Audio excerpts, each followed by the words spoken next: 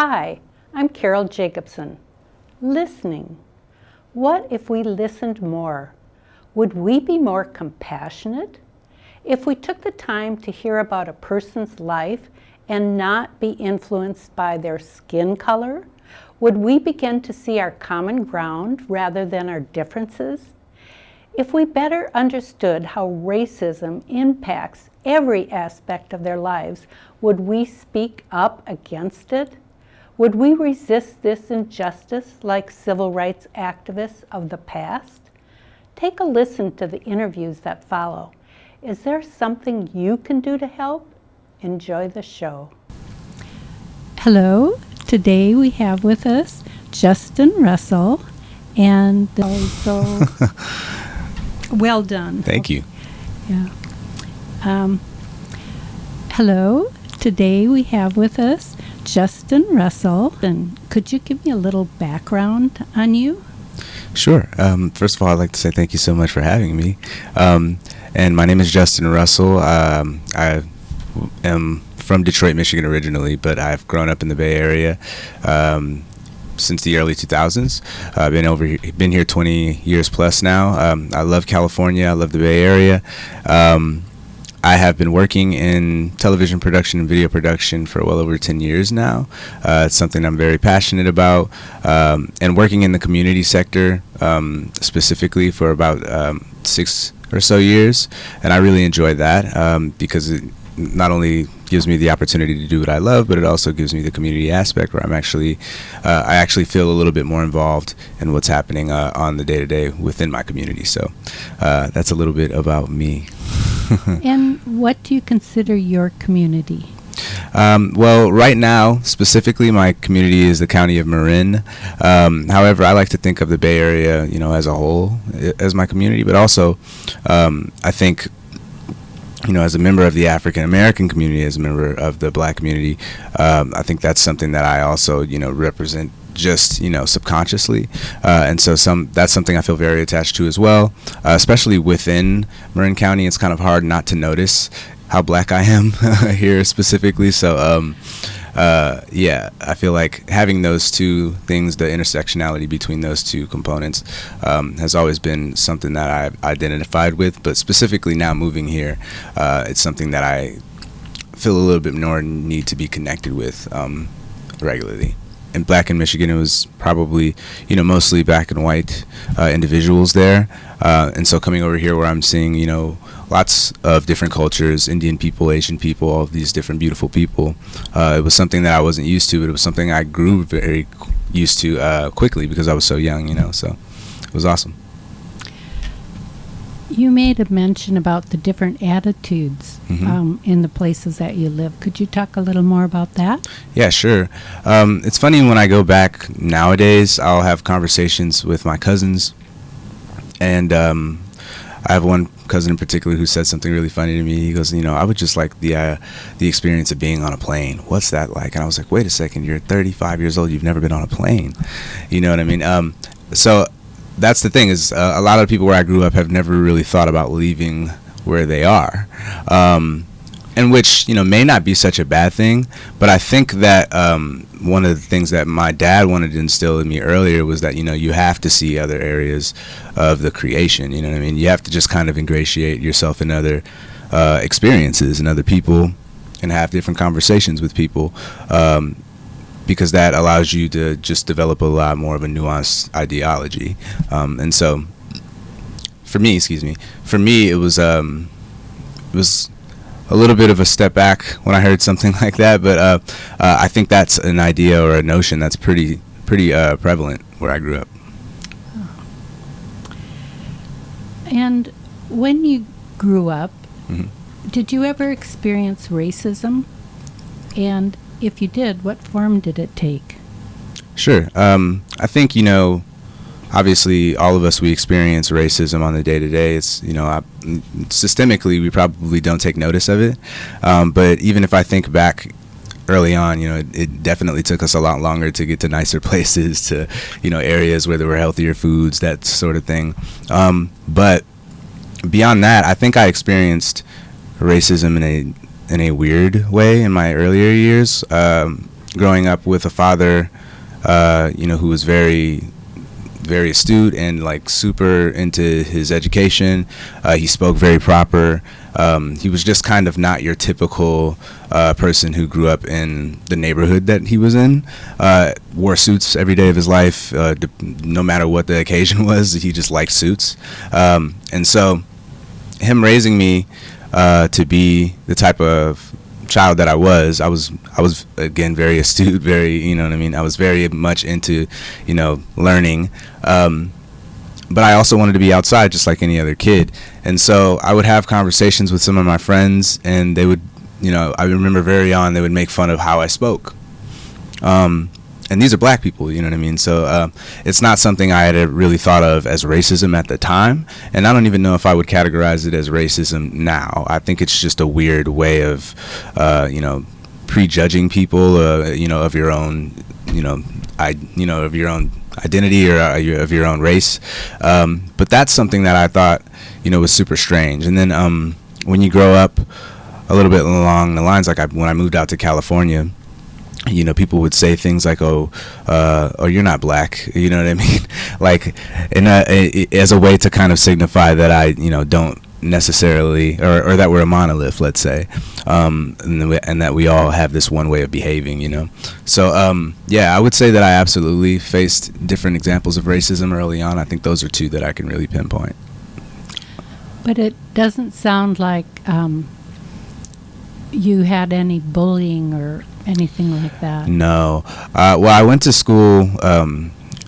I went to school with my family members, so that probably helped a lot.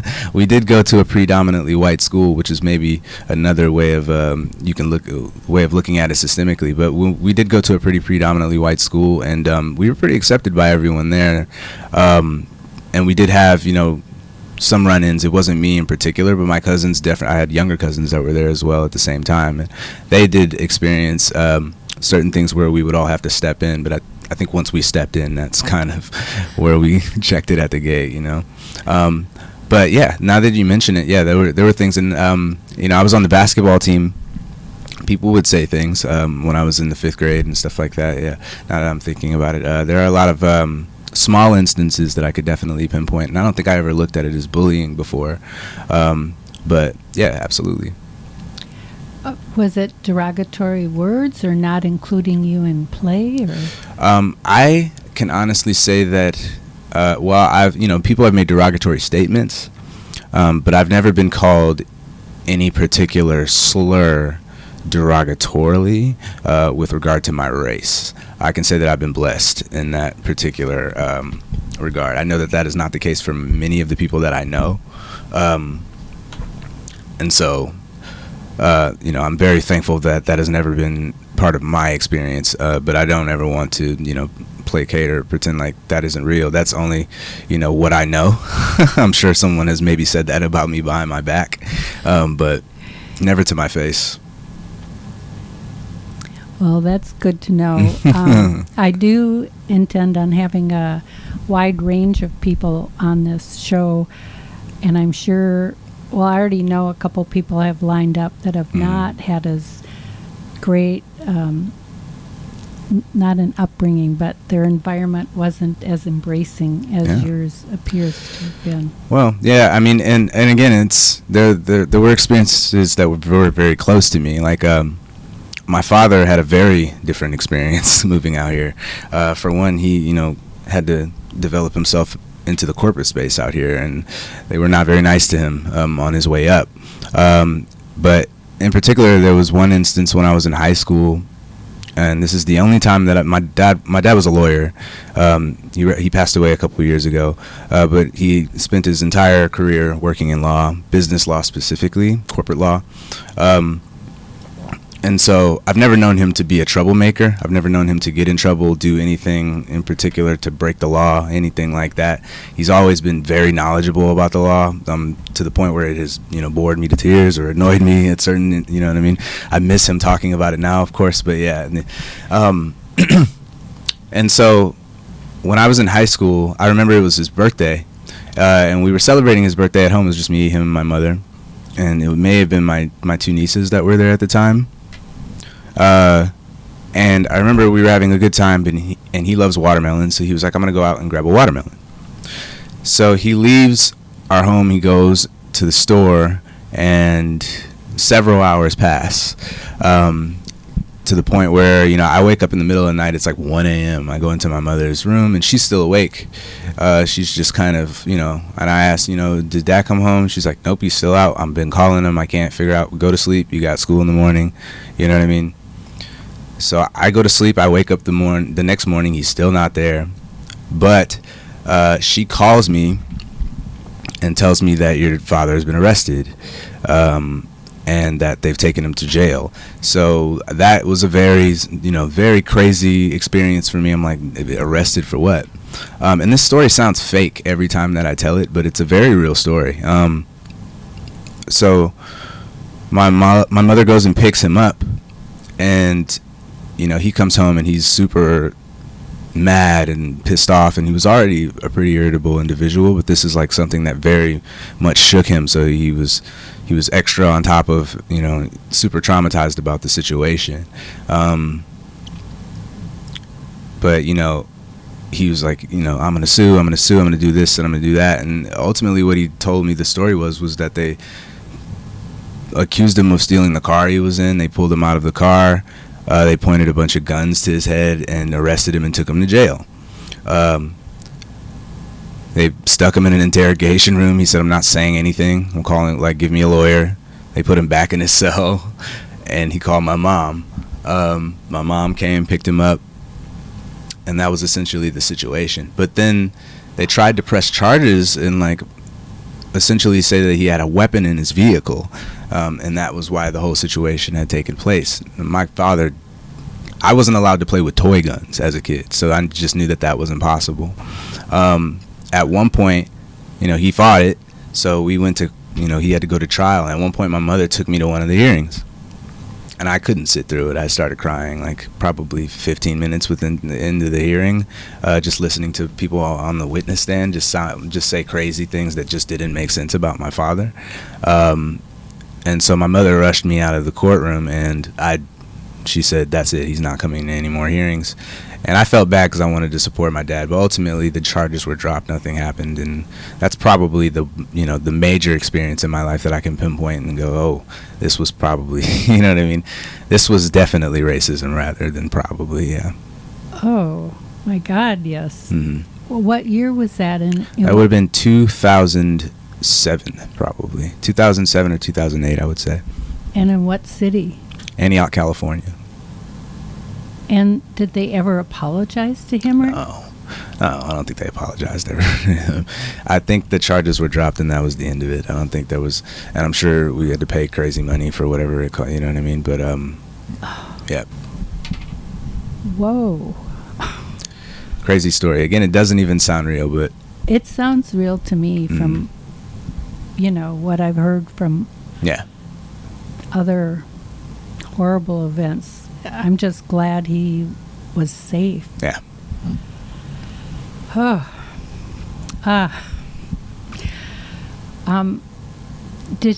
Was that his only experience then? No.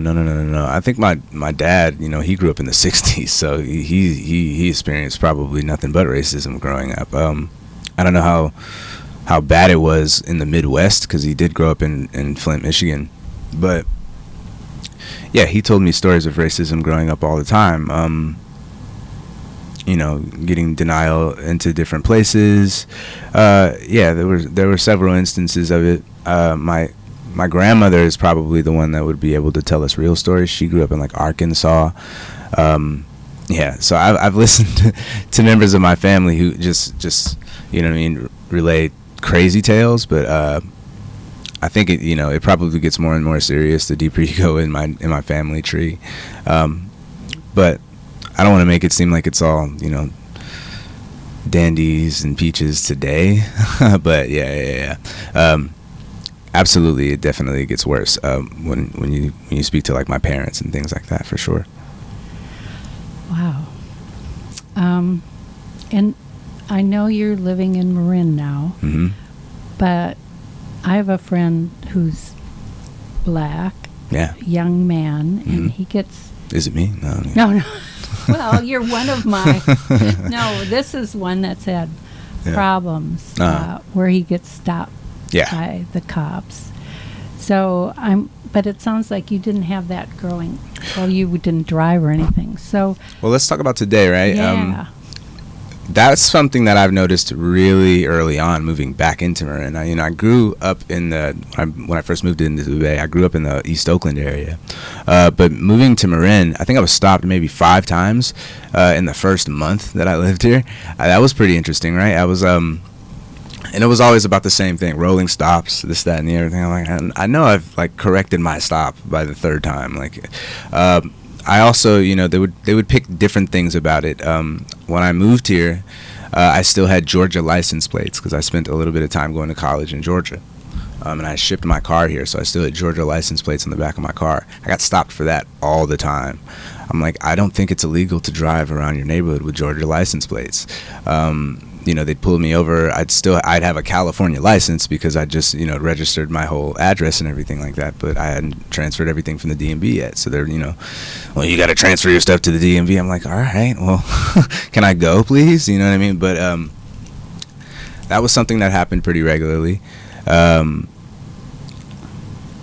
thing that happens that I always notice even today is, let's say I have to work on a production, I've worked at the studio for 7+ years, and I work at other studios, but if I don't have a name tag, people automatically assume that I'm not supposed to be there, and that always bothers me. You know what I'm saying? It makes me almost just want to not do the work. You know what I mean? And people that hire me to do the work always take it as a thing that on them, but it's never them, and I never want them to feel that way. But it does feel just very demoralizing when you come into something to do something, or to do a job rather, and not only does nobody recognize you, but everybody's looking at you like, who are you and why are you here? You know what I mean? So I've never liked that particular aspect of my job. It happens literally all the time. To the point where I've been like, yo, can I have a name tag? Like I sometimes request name tags before productions, and I'm like, this is why, I remember one time we were working a graduation. I showed up to a gate. I'm like, hey, I'm supposed to be working here. They're like, who? What? You can't pull your car in here. And I'm like, this is the back gate. I have to bring this large battery that is the size of my entire body through this gate. Like, no, you're not gonna let me through. You know what I'm saying? So I go back around the other side, lug the whole thing, and they're like, hey, why didn't you just come in through the gate? I'm like, you told me not to. So I'm like, and then I have to make a list of complaints to blow up on other people to get them to see how serious it is. But it's never something that I want them to feel bad, but they have to see how serious this is for me, because I can't come and show up and do my job if people already assume I'm not supposed to be there. That's, you know what I mean? I can't comfortably do my job. I think that comment where people assume you don't belong there, that's got to be awful. I just, it hurts me that people still are acting this way. No. Do you think people could do to help things? For one thing, don't assume. I think that what I would like to see is more integrating of communities. I would like to see, more of us, and when I say more of us, I would like to see more welcome arms. And so I would like to see just the integrating of more communities, the integrating of more ideas, because I think that that's truly the way that we're going to have to get through this. And that's personally just how I feel about it. I don't know what that would take, or how serious of an idea that could even be. But I think by integrating myself into spaces like these, where I'm able to have a little bit of a touch on the community that I'm in, and we bring people from different communities into this space all the time, where I'm like, hey, you guys can do this too. This is I've been working here for this long. I think this is my sort of way of integrating my people or my community into this community or this space of television production, right? And so I think that small steps like that is how we can contribute individually, but I think on a massive scale, I think it would just take all of us, being together. Well, I'm hoping that the people who are listening to this will think of ways that they can integrate in the organizations they're in, or book clubs, Yeah. Whatever. But could you think of some concrete ways of like some organizations that would benefit from, well, all organizations would benefit, but are there some like critical areas that should be addressed first? Yeah, well, I think that, for instance, if we start talking about even just in this community, I think first of all the idea of, I don't want to call it necessary, we did speak about integration, so let's speak about segregation, right? I think that the fact that so many of the black community is kind of congested within the area of Marin City is already a problem within itself. But the fact that they themselves don't really have much of a say in terms of city council, the fact that they don't have a city council of their own has always been strange to me. It's almost like they recognize them as this particular municipality, but they're not able to give them that particular official to be able to govern themselves, which is always strange to me. I think that integrating in that space is a very concrete way, just by introducing more black people into city official positions. I think that's something that can absolutely happen within the future. But that's even speaking on a smaller scale within this community. I think if we take it to another level, I think we should see people of all cultures involved in the Board of Supervisors within every county in California. Personally, I don't think that there is a scratch of California that doesn't exist where there are some people of color, and so I think that there should be some representation of people of color for every area within the state, personally. And I think that that's something that can definitely happen. Again, I can't particularly push the button on that right now to make that happen, but that would be the first thing that I would say, hey, this would be one way for us to wake ourselves up.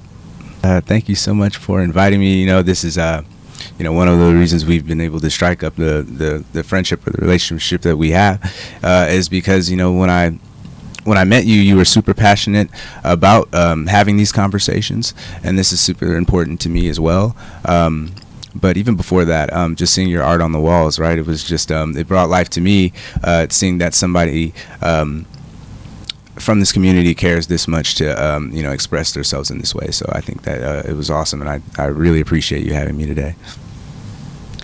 Well, thank you very much, Justin. It's been very informative to me, and I hope to other people. All right. Thanks so much. Thank you, Carol. Bye-bye. Bye.